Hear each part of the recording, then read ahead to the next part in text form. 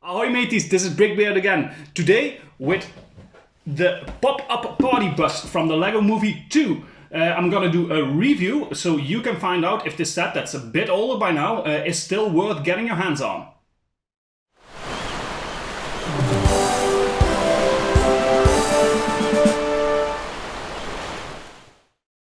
Here we have the completed model, set 70828, the pop-up party bus from the Lego Movie 2.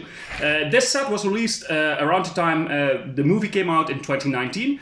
It has 1,024 pieces and it retailed for $80, 90 euros, which comes down to 8 or 9 cents per piece depending on the region.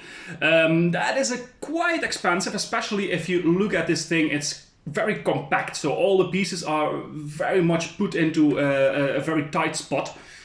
It was designed by Joel Baker. He did a lot of stuff for Friends, the Lego Movie 2. He also designed Apocalypseburg, BrickBeard's, some idea stuff.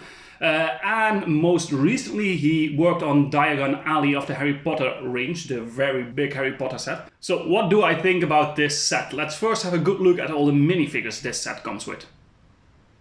The first minifigure we have in the set, or actually it's a mini doll, is called Melody, and it's this girl in a very bright pink outfit. A lot of glitters all over her body, her shoes and her skirt. The wig piece is really cool and it definitely goes well with the disco element of the set. Of course, because these head shapes are a bit different than the regular minifigures, they only have one-sided prints. The prints all over this minifigure are really good, but all in all it's not really appealing to me that much. The mini dolls are just a bit weird in my opinion. Next up we have the DJ of the pop-up party bus called Tempo. Another mini doll, no minifigure. Full print all over the body with a lot of sparkly grey elements on his chest and on his shoes. The backside of the print doesn't offer a lot except for on the shoes again. A unique hairpiece with the azure blue hair and with azure blue eyes on the mini doll itself. Next up we have Unikitty in her disco outfit. This is a BrickBeard character, but I'm still rating it since it's officially one of the characters in this set, of course. As with all versions of Unikitty, there's a lot of printed elements. Not only the shoes have some really nice sparkly prints on it, but also the tail and the face. Although the face only has a one-sided print this time with huge glasses, this figure looks pretty cool. And last up we have the driver of the pop-up party bus called Zeep. He is a character that is seen in the movie but very quickly. This is completely BrickBeard and a lot bigger than the other figures. And I have no clue what it's supposed to look like. And there are some printed elements on this figure, but overall I think it looks very chunky and not neat at all if you ask me. So another figure I'm not that impressed by, to be honest. That's a minifigure selection for this set. So we only have 2 minifigures, which are actually mini dolls. You see mostly in the Friends line. Other than that, it's only BrickBeard. There's only 4 characters in this set, and for a set of 1,000 pieces, I think that is very little. It should definitely be more, especially since there's no real original minifigure included and only the mini dolls.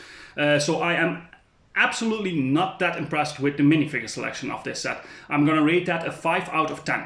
Then onto the building experience. So as I said before, this set is very compact, so everything is put together very tightly.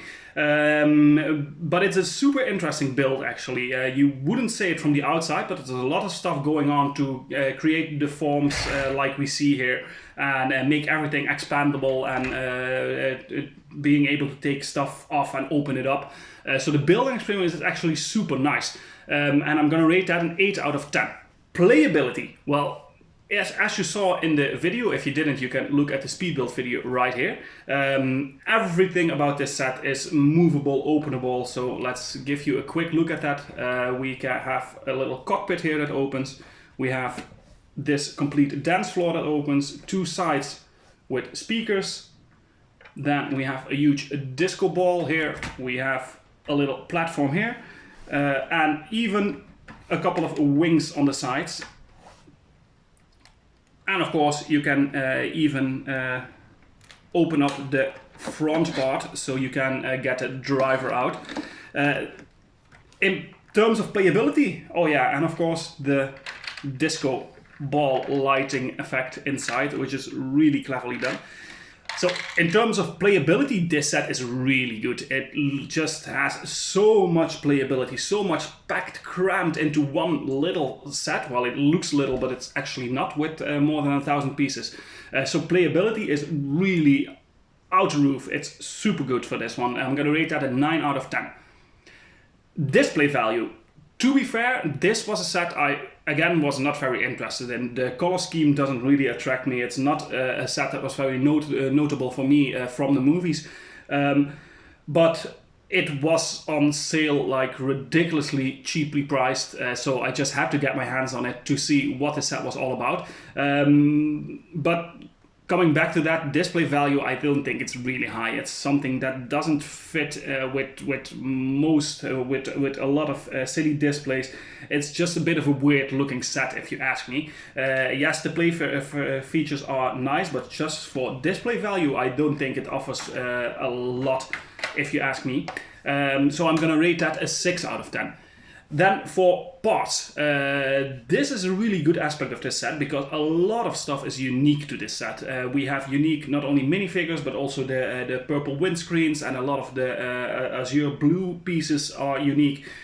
Just a lot of unique stuff going on in this set. If you're just looking at parts, even these colors or these unique pieces, this is an amazing set to get, actually, especially if you can get it a bit cheaper. So I'm going to rate the parts a 9 out of 10.